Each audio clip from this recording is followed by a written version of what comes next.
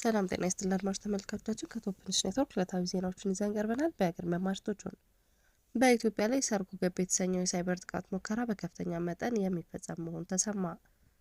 አዲስ አበባ በ2025 የቤት ኪራይ በጣም ውድ ከሆኑባቸው 10 የአፍሪካ ከተሞች መካከል አንዷ ሆነች።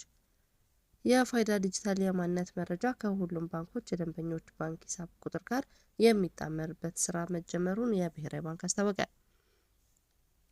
የገንዘብ ሚኒስቴርና የአፍሪካ ልማት ባንክ ኢትዮጵያ ጅቡቲ ደቡብ ሱዳን ትራንስፖርት ኮሪደር ፕሮጀክት ምዕራፍ 11ን ለመደገፍ የሚያስችል የ184 ሚሊዮን የአሜሪካን ዶላር የእርዳታ ስምምነት ተፈረመ። የፈጣሪ ቁጣ ነው የሚል የተሳሳተ አመለካከት የማርበርግ ቫይረስ ስርጭትን ለመግታት የሚደረገውን ጥረት እየተፈታተነው ነው። በኢትዮጵያ ላይ የሚፈጸሙ የሳይበር ጥቃት ሙከራዎች መካከል ከፍተኛ መጠን የያዘው ሰርጎ ገብ የተሰኘው የሳይበር ጥቃት መሆኑን የኢንፎርሜሽን መረጃ ደህንነት አስተዳደር አስታወቀ።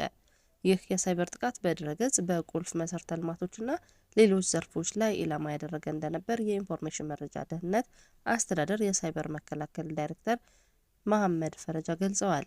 በተያዘው በጀት ዓመት የመጀመሪያው 3 ወራት 13443 ጥቃቶችና የጥቃት ሙከራዎች መመዝገባቸውን ተናግረዋል።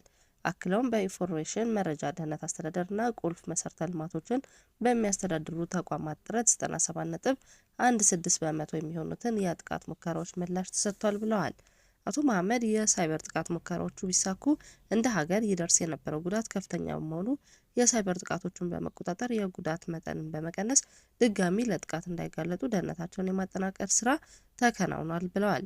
ለቁልፍ መሰረተ ልማቶች ላይ የሚቃጡ አይነተ ብዙ የሳይበር ጥቃት ሙከራዎችን በማክሸፍ ብሔራዊ ጥቅምን የማስጠበቅ ስራ ተጠናክሮ እንደሚቀጥል ኃላፊው አክለዋል። ኢትዮጵያ ከአፍሪካ ሀገራት መካከል በሰው ሰራሽ አስተውሎትና ዲጂታላይዜሽን ምክንያት በብዛት የሳይበር ጥቃቶች ኢላማ እየሆነች መምጣቷን ቼክ ፖይንት ሶፍትዌር ቴክኖሎጂስ በ2025 የአፍሪካ የሳይበር ጥቃት በቅርቡ ባወጣው ሪፖርት አመላክቷል። ሪፖርቱ በአሁኑ ጊዜ በአፍሪካ ያሉ ድርጅቶች በሳምንት በአማካኝ ከ3000 በላይ የሳይበር ጥቃቶች እንደሚገጥማቸው አሳውቀዋል። ከሀገራት መካከል ናይጄሪያ በብዛት ጥቃት ያስተናገደች ሲሆን ኢትዮጵያ ደግሞ በሳምንት ከ11000 በላይ የሚሆኑ ጥቃቶችን ኢላማ በመሆን በከፍተኛ ሁኔታ የሳይበር ጥቃት ኢላማ ከሆኑ የአፍሪካ ሀገራት መካከል አንዷ መሆኗን የደቡብ አፍሪካው አፍሪካ አዲስ አበባ በ2025 መገባደጃ ከፍተኛ የቤት ኪራይ የሚያስከፍሉ 10 የአፍሪካ ሀገራት መካከል መመደቧን ቢዝነስ ኢንሳይደር ዓለም አቀፍ የኦንላይን ዳታቤዝ የሆነውን የኑምቤኦን መረጃ ዋቢ በማድረግ ዘግቧል። ቢዝነስ ኢንሳይደር አፍሪካ በዘገባው የአዲስ አበባ ከተማ የቤት መረጃ ጠቋሚ 22 ሆኖ የተመዘገበ ሲሆን በዓለም አቀፍ ደረጃ 202ኛ ተቀምጣለች። በዚህም ለመኖሪያ ቤት ተከራዮች በአህጉሪቱ በጣም ውድ ከሆኑ ከተሞች መካከል አንዷ እንድትሆን አድርጓታል። ከአዲስ አበባ በመቀጠል የደቡብ አፍሪካዋ ኬፕታውን ከተማ የኪራይ መረጃ ጠቃሚ 21 ሲሆን ኪጋሊ ደግሞ በ16 የኪራይ መረጃ ጠቋሚ ተቀምጣለች። ቢዝነስ ኢንሳይደር እንደዘገበው ከሆነ በዚህ ዓመት የቤት ኪራይ ዋጋ መጨመር በአፍሪካ ከተሞች ለሚኖሩ ነዋሪዎች ፈተና ሆኗል።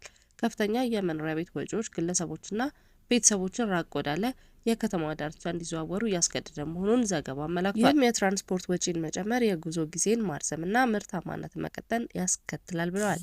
በተለይም ዝቅተኛና መካከለኛ ገቢ ያላቸው ቤተሰቦች በእጅጉ ተጎድተዋል ሲልም አክሏል። የኢትዮጵያ ብሔራዊ ባንክ የፋይናንስ ዲጂታል ኢንፎርሜሽን ወሳኝ ምዕራፍ ነው ያለውን የፋይዳ ዲጂታል መታወቂያ ከባንክ ስርዓት ጋር የሚያጣምርበት ስራ አስጀምሯል። ባንኩ ፋይዳን መሰረት አድርጎ የሚሰጡ የፋይናንስ ዘርፍ አገልግሎቶችን የማቀናጀት ሀገራዊ ግብን ለማሳካት በትግበራው ላይ በሰፊው እየተሰራ እንደሆነ ይታወቃል ያለ ሲሆን ለፋይናንስ ዘርፉ ወሳኝ የተባለውን ፋይዳ ዲጂታል የማንነት መረጃ ከሁሉም የባንክ ሂሳብ አካውንቶች ጋር የማጣመር ስራ በይፋ ተጀምሯል ብሏል። ይህ የመረጃ ስርዓትን የማጣመር ስራ ዓላማው ደንበኞች ባሉበት ቦታ ሆነው ደህንነቱ በተጠበቀ ሁኔታ ገንዘብ ማስተላለፍ እንዲችሉ፣ በሀሰተኛ ሰነድ የራሳቸውን ሂሳብ ሌሎች ማንቀሳቀስ እንዳይችሉ፣ በቀላሉ የብድር አገልግሎት ማግኘት እንዲችሉ፣ በአንድ ፋይዳ መታወቂያ የሁሉንም ባንክ ሂሳብ ለመጠቀም እንዲያስችላቸው ማድረግ፣ ባንኮች ከዚህ መረጃ ጥምረት የደንበኛውን ትክክለኛና ወቅታዊ የሆነ መረጃን እንዲያገኙ፣ በሀሰተኛ ማንነት የሚከሰት የገንዘብ ማጭበርበርን ለመከላከል እንዲሁም ለፋይናንስ ሴክተር ዲጂታል ትግበራ ቁልፍ የዲጂታል መሰረተ ልማት ሆኖ ያገለግላል ተብሏል። የባንክ ሂሳብ ቁጥር ከፋይዳ መረጃ ጋር ለማጣመር ደንበኞች ወደ ባንክ ቅርንጫፎች በአካል በመሄድ ወይም በኦንላይን ባንኩ በሚያስቀምጠው አሰራር መሰረት የፋይዳ ተለዋጭ ቁጥር 16 አሃዝ ወይም ፋን ነምበርን በማቅረብ ማከናወን እንደሚችሉ ባንኩ ገልጿል። ደንበኞች የባንክ ሂሳባቸውን ለማጣመር የተፈቀደው ጊዜ ገደብ እስከ መጋቢት 30 2018 ዓ.ም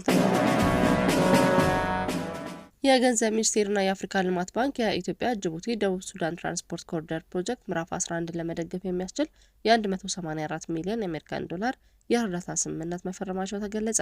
ገንዘቡ በአዲስ አበባ ጅቡቲ ኮሪደር ወሳኝ የሆነውን የ67 ኪሎ ሜትር የፍጥነት መንገድ ከመልካ ጅዶ እስከ አዋሽ ድረስ ለመገንባት ያስችላል ተብሏል።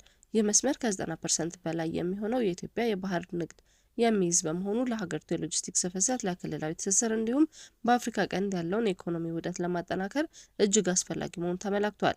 ከሳምንት በፊት የአፍሪካ ልማት ባንክ ቡድን ከሶስት ሀገራት መካከል የንግድ ልውውጥን፣ ትስስርና ኢኮኖሚ እድገትን እንደሚያስተሳስር የሚጠበቀው የክልላዊ ውህደት መሪ ፕሮጀክት የሆነውን የደቡብ ሱዳን ኢትዮጵያ ጅቡቲ የትራንስፖርት ኮሪደር ፕሮጀክት ሁለተኛው ምዕራፍን ለማስጀመር 214.47 ሚሊዮን የአሜሪካን ዶላር የገንዘብ ድጋፍ ማጽደቁ ይታወሳል።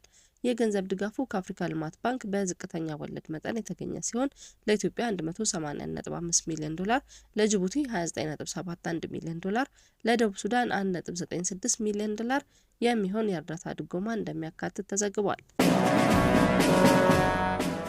በደቡብ ኢትዮጵያ ክልል በአሪ ዞን ጂንካ ከተማ የተከሰተው የማርበርግ ቫይረስ ስርጭትን ለመቆጣጠር በሚደረገው ጥረት ውስጥ ዋነኛ ፈተና የህብረተሰቡ የግንዛቤ እጥረት መሆኑን የክልሉ ቀይ መስቀል ቅርንጫፍ ጽሕፈት ቤት አስታወቀ። በተለይም ቫይረሱ እንደ ፈጣሪ ቁጣ ማሰቡና በቅድመ ጥንቃቄ መከላከል እንደሚቻል አለመገንዘቡ በጤና ባለሙያዎችና በበጎ ፈቃደኞች ስራ ላይ ከፍተኛ ተግዳሮት መፍጠሩ ተገልጿል። በኢትዮጵያ ቀይ መስቀል ማህበር የደቡብ ኢትዮጵያ ክልል ቅርንጫፍ ጽሕፈት ቤት የፕሮግራም ኃላፊ አቶ ሮቤል ኦርሳንጎ የህብረተሰቡ የተሳትፎ አመለካከት የግንዛቤ ማስጨበጥ ስራዎችን እየፈተነ እንደሚገኝ ተናግረዋል። ቫይረሱ የፈጣሪ ቁጣ ነው የሚለው የተሳሳተ አመለካከት ሙሉ ለሙሉ ተስተካከለ ባይባልም መሻሻሎች እንዳሉ አቶ ሮቤል ጠቅሰዋል። በዞኑ የእንስሳት ጤና ኢንስቲትዩት ቫይረሱ ማንጎና ሙዝን በሚመገቡ የሌሊት ወፎች ውስጥ መገኘቱን በማረጋገጥ ማህበረሰቡ የጥንቃቄ እርምጃዎችን እንዲወስድ የማንቃት ስራዎችንም እየተሰሩ መሆኑን ተናግረዋል። ቤት ለቤት በተሰማሩ በጎ ፈቃደኞች፣ በአካባቢው ተጽዕኖ ፈጣሪ ግለሰቦች፣ በሃይማኖት አባቶች፣ ትምህርት ሰዎች ቫይረሱ መተላለፊያ መንገዶችን ተረድተው ራሳቸውን እንዲጠብቁ ትምህርት እየተሰጠ እንደሆነም ኃላፊው አስረድተዋል። አድማጭ ተመልካቾቻችን ከቶፕ ኒውስ ኔትወርክ ለዕለቱ ያዝናቸው ዜናዎች እነዚህ ነበሩ። መልካም ቆይታ።